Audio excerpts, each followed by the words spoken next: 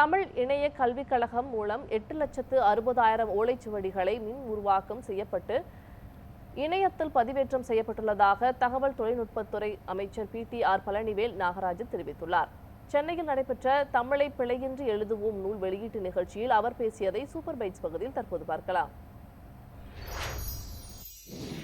மின்னூலக பிரிவில் தமிழ் மின்னூலகத்தையும் பண்பாட்டு மின்களஞ்சியத்தையும் நிர்வகித்தல், தமிழர் பண்பாடு நாகரிகம் பற்றி உலகத்தோருக்கு அளித்தல், 1,00,000க்கும் மேற்பட்ட அரிய நூல்கள், பருவ இதழ்கள், ஓலைச்சுவடிகள், ஆவணங்கள் ஆகியவற்றை கொண்ட மின் நூலகத்தை தமிழ் இணைய கல்விக் கழகம் வழங்கி வருகிறது.